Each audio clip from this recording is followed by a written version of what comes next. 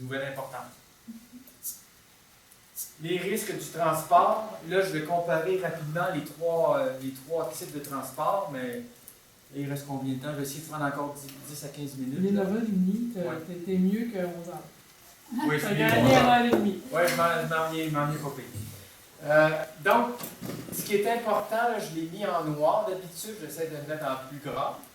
La fréquence de déversement de pétrole par un pétrolier est 1500 fois moins que celle des trains et 5000 fois moins que celle des oléoducs.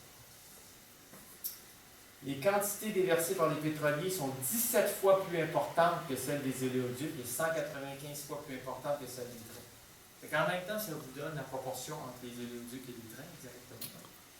Pour la sécurité des personnes, les pétroliers ne font pas de victimes. La mortalité du transport de pétrole par train est 25 fois plus grande que celle des oléoducs, et par camion, encore plus que par train. Donc, on voit très bien que plus les quantités sont petites, plus il y a de la mortalité, et plus il y a des événements. Mais les volumes sont plus petits. On a des chiffres avec le déversement moyen par incident. Par pétrolier, on le voit ici, 328 000 gallons. C'est exprimé en gallons, pas exprimé en barils, malheureusement. On voit quand même les rapports entre les différents types. Ici, on a les quatre modes de transport: pétrole, rail, oléoduc et camion-citerne. D'autres statistiques où ici, entre le rail et la route, on a un facteur de 4. Entre le pipeline et le rail, on a un facteur de 3 en termes de nombre de déversements. Maintenant, dans le cas des oléoducs, à quoi sont dus, quand il y a des incidents, à quoi c'est dû? Ici, on a comme une table. Et puis, les pompes et les instruments de mesure, c'est 65 %. C'est ce que j'ai indiqué ici. Là j'ai mis 67, je ne sais pas pourquoi. Oui, parce que j'ai mis les vannes aussi. Il y a des vannes pour sectionner ou pour contrôler le débit à certains endroits. Bien, 67 % c'est causé par ça. Les réservoirs, 7 % et l'oléoduc proprement dit, là, c'est à peu près 20 %. 25 % si j'additionne pour les différents diamètres, parce que c'est sûr que quand tu as une infrastructure, tu as de gros tuyaux, mais après ça mène à des petits tuyaux pour les différents équipements ou pour des latérales, comme on dit. L'âge de l'oléoduc, on peut le voir ici, avant 1940, 7 % de risque. 1960, 21 % de risque. Pourquoi? Évidemment, parce qu'il y en a moins d'oléoducs qui datent de cette époque-là.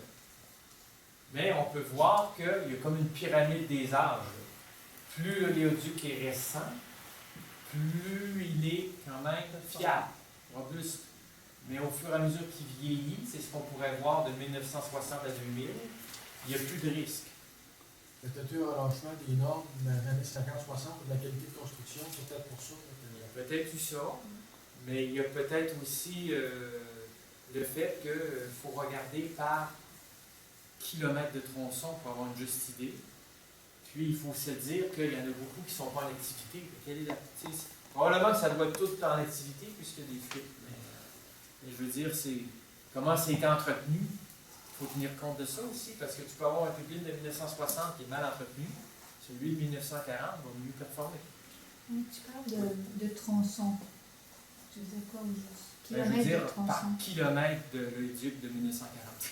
Parce que tu peux avoir des tronçons de 1940 et un tronçon plus loin dans la ligne de 1960. C'est des sections. Des sections, oui, c'est ça. En Alberta, il y a eu des études, plus d'études en Alberta qu'ailleurs. Alberta, puis Texas, Californie, je pense que c'est les 3 régions où on a le plus d'études. Là, 68 % des fuites sont dues à la corrosion. Il y a la corrosion de l'intérieur, ici en brun marron, ou à l'extérieur, par l'extérieur. Parce que la corrosion, évidemment, ça peut partir d'une face comme de l'autre. On a des problèmes de soudure ici, 3 %, des problèmes causés par d'autres, par autrui, 4,5 %, des problèmes de pression, 2 %, etc. Des problèmes de glissement de terrain, 2 %, et pour un nombre total de problèmes de 17 000 dans le cas de cette étude-là. On peut voir que la corrosion, c'est quand même important comme problématique. Il faut questionner là-dessus. Il faut savoir quelles sont la qualité des matériaux, les enduits, les revêtements, comment ça a été réalisé. La grandeur des fuites de pétrole, ça on n'en parle pas souvent. Si on examine toutes les fuites, je dirais, qui ont été détectées, mesurées ou mesurables, finalement, par le réseau pépinier de l'Alberta, on peut voir que des fuites de moins de 100 barils, c'est 96% du total du volume. Ça veut dire que c'est pas celles-là qu'on voit le plus, c'est pas celles-là qui ont un impact, on n'en parle jamais dans les médias, jamais, c'est sûr, écoutez, moins de 100 barils. Pas une grosse fuite, on n'en parle pas. Mais 96% du volume perdu par l'oléoduc, c'est des petites fuites. Et il y a peut-être encore des volumes. Puis là, c'est Ils ne sont pas pas des gros détectés. oléoducs de 1 100 000, c'est des petits. On n'aura jamais un oléoduc comme on est en train d'en faire un, là, comme ça. Là, sur un total de... Pas des grosses capacités. Si on regarde ça. le nombre d'incidents, ici, les gros problèmes, plus de 10 000 barils, c'est 9 incidents. Là, c'est 22 000 incidents. Parce que c'est proportionnel. Ce que je veux dire, c'est que ben, moi, ce que j'ai lu, c'est que les incidents, la quantité, c'est proportionnel au volume qui est déplacé. Autrement dit, le volume qui circule. Oui, ça c'est OK. Puis, ils n'en ont jamais fait un avec la grosse capacité qu'on a là. Oui, mais il y en a des similaires. Quand même. Ouais. Il y en a des similaires. Et c'est sûr que probablement qu'il y en aura plus de perdus avec un gros tuyau qu'avec un tuyau un peu moins gros. C'est certain. Mais en termes d'efficacité, c'est peut-être mieux d'avoir un seul gros tuyau que 2 tuyaux de diamètre intermédiaire. Ça, ça serait à voir parce que là, c'est deux.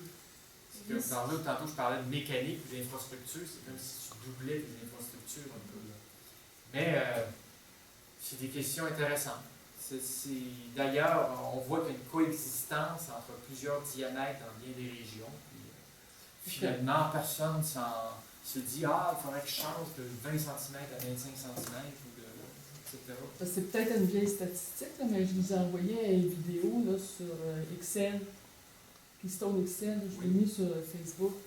Puis le professeur du Nebraska, qui était contre, là, il disait, lui, que 23% des fuites qui ne savent pas à quoi c'est dû, ils les enregistrent pas. Ah, il y a ça aussi. Parce qu'il y a une partie de pétrole qui n'arrive pas à destination, et celle-là, elle fait partie des pertes normales. Oui, c'est sûr que ça se retrouve quelque part. Ça se retrouve quelque part. Et c'est pour ça que le seuil de détection est de 2 à 3%. Déjà là. Mais ça, c'est des informations qu'on n'a pas toujours. Moi, j'ai posé la question dernièrement à Gaz Métro. Combien de gaz naturels se retrouveraient dans l'atmosphère, dans leur infrastructure? J'ai pas eu de réponse. Ils doivent sûrement le savoir. Oui, quand même, parce qu'ils achètent le gaz et ils le vendent. Ils peuvent avoir le moins estimé. Ah, ils ont sûrement un estimé assez précis parce que pour eux, ça fait partie de leur business. Mais s'ils ont un bon profit, ils peuvent peut-être se dire ah, on va perdre 5%, c'est pas grave. Mais déjà 1%, ça serait critique.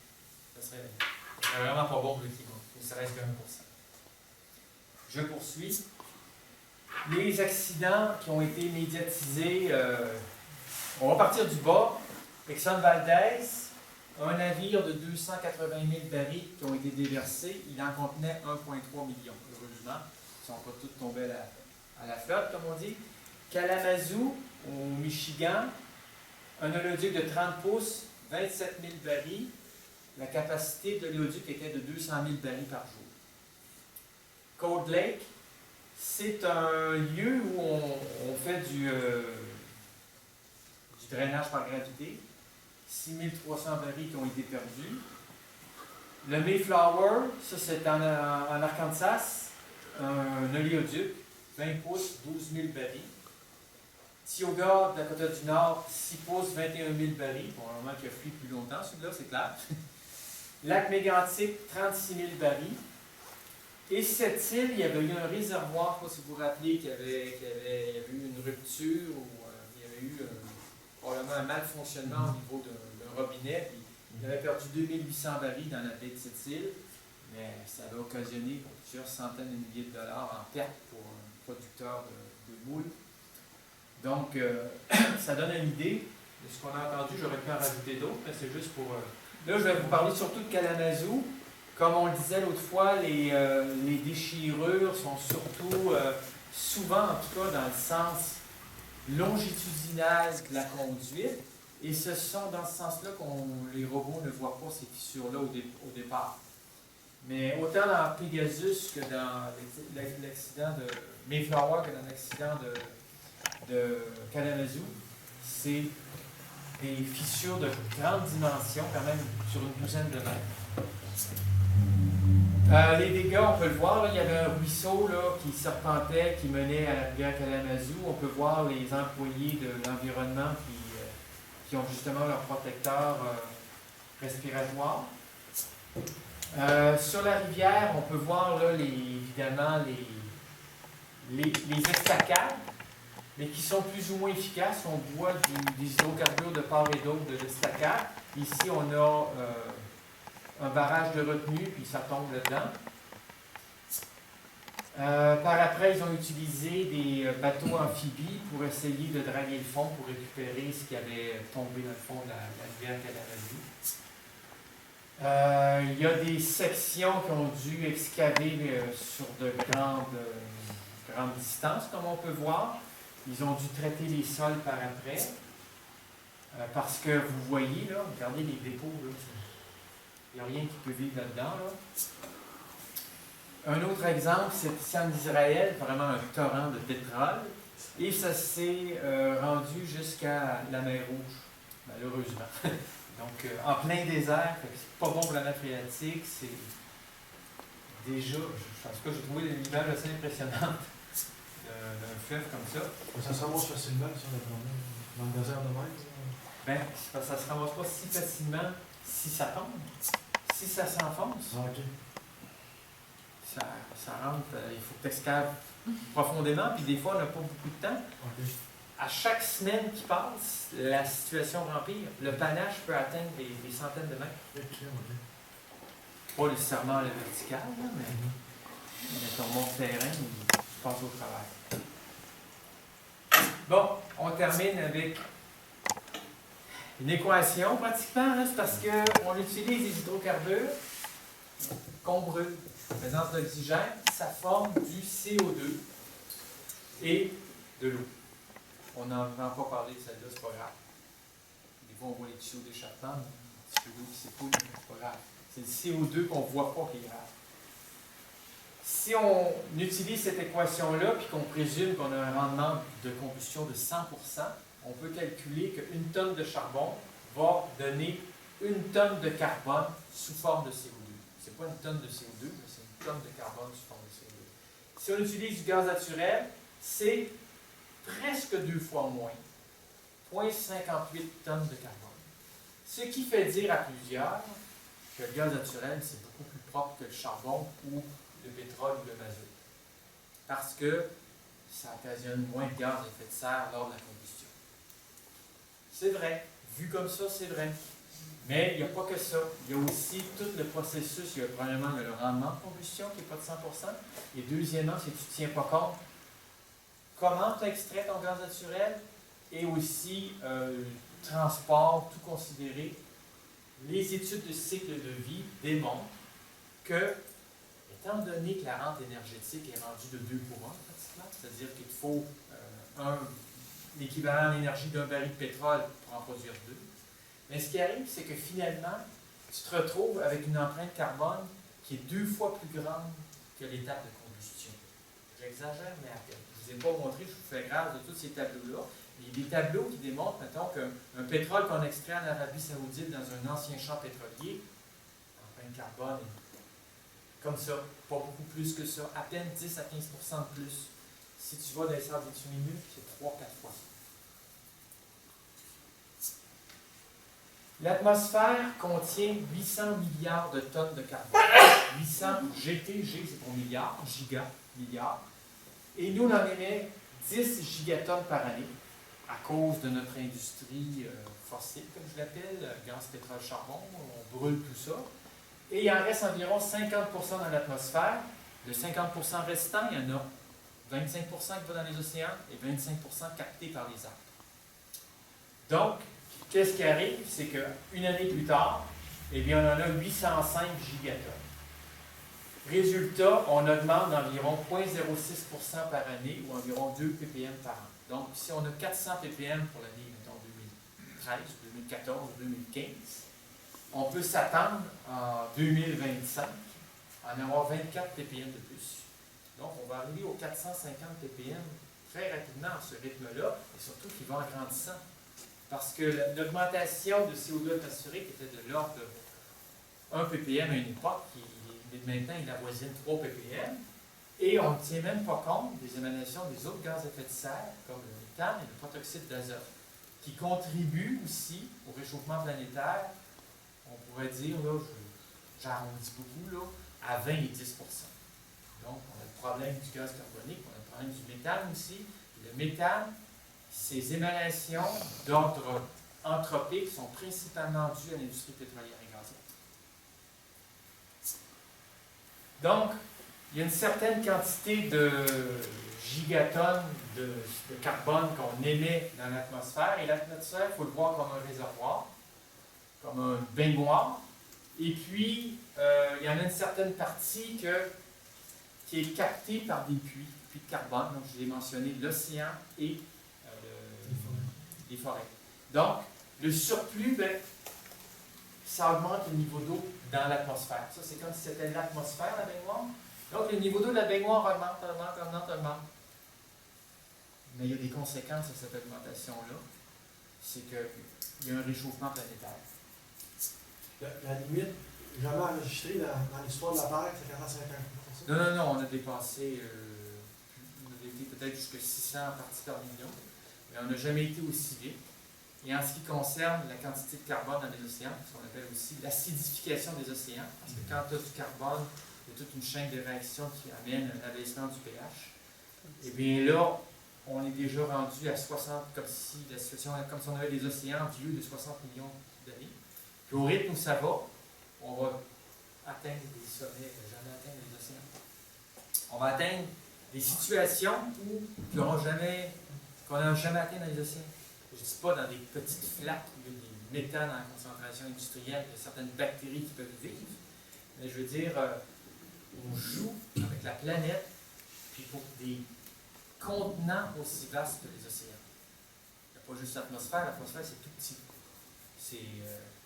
J'ai d'autres figures où je vais vous représenter toute l'atmosphère représentée à l'échelle de la planète, puis tous les océans à l'échelle de la planète. C'est des petites boules à côté de la planète. Nous, si on sort trop de choses du sous-sol de la planète, donc de l'entièreté de la croûte terrestre, on emplit nos autres réservoirs plus vite que ce qu'ils peuvent contenir. C'est ce que ça représente un peu, cette figure-là. Le record enregistré de l'atmosphère, c'est 150. C'est difficile de reculer à plus d'1 milliard d'années. Parce qu'il y a 1 milliard d'années, la Terre existait. Okay. Mais les données sont très difficiles à aller chercher. C'est difficile pour les scientifiques de savoir quelle était la concentration de carbone il y a 3 milliards d'années. Bon, revenons encore au pétrole. Un argument. Pourquoi il faut s'opposer au pétrole de schiste et au pétrole de l'Ouest? Au pétrole non conventionnel, en fait. C'est qu'actuellement au Québec, nos importations, on peut dire que c'est de l'ordre de 80 kg de CO2 par baril, l'empreinte carbone. Là, je ne tiens pas compte de la combustion, juste que ça coûte en carbone pour l'extraire et le faire transiter jusqu'ici. Le brut des sables bitumineux, c'est 120 à 180 kg. Puis quand on utilise des dilbit puis le synbit, le synthétique dilué, c'est 230 puis 240 kg. Donc, on a une empreinte carbone qui est 4 fois plus grande. Maintenant, qu'est-ce qui arrive avec Énergie Est? Avant Énergie Est, on a besoin de 350 000 barils pendant 365 jours à 80 kg, ça donne 10 mégatonnes. Maintenant, on a 10 mégatonnes plus 1 100 000 barils. Il fois 365 jours, fois 240 kg, ce qui donne 106 mégatonnes. Vous voyez la différence? On est passé de 10 à 116 pour une augmentation de 96 mégatonnes. Mais ce n'est pas comptabilisé au Québec, c'est comptabilisé en Alberta, ou aux États-Unis, selon la provenance du pétrole. Autre chose, là, on le brûle, le pétrole. Admettons que le Québécois brûle tout son pétrole. 350 000 barils, c'est à peu près ce qu'on brûle, principalement en automobile et puis par le transport. Fois 365 jours, fois 460 kilos, ça donne 59 ou 60 millions de tonnes. 460 kilos, c'est à cause de la combustion. La combustion du pétrole, ça donne 460 kilos par baril. C'est pour ça qu'avec EnergyS, on a encore 460 kg par baril, parce que tu brûles du pétrole de l'Ouest ou du pétrole de Terre-Neuve ou du pétrole algérien, tu as la même émission de carbone dans l'atmosphère. Mais la quantité n'est pas la même, donc ça nous amène à 185 mégatonnes de CO2 de plus. Et ça, c'est pour le transporter là, dans EnergyS. Non, ça c'est à l'autre bout. Les gens qui le consomment. Parce qu'il peut être consommé au Québec. Ben, au Québec, ça serait étonnant. Ah, ok, tu veux Mais il est dire au niveau consommé. planétaire, là, parce Regardez, que le bateau qui est parti de Kildare à Tracy, là, il est allé en Italie. Non, Il là, est je allé se comprends ce faire que tu veux dire. raffiner en c'est que- Italie, puis il a probablement été brûlé en Italie. Puis c'est dans l'inventaire des gaz à effet de serre italien qui va apparaître. Ok. Mais notre responsabilité climatique est là. Selon moi, elle est de 185 plus le 96 de tantôt, 281 millions de tonnes, alors que nos émissions officiellement sont de 78 millions. Donc, c'est comme si on pratiquement triplait, sinon quadruplait nos émissions de gaz à effet de serre avec ce seul projet-là. On ne parle pas d'autre chose.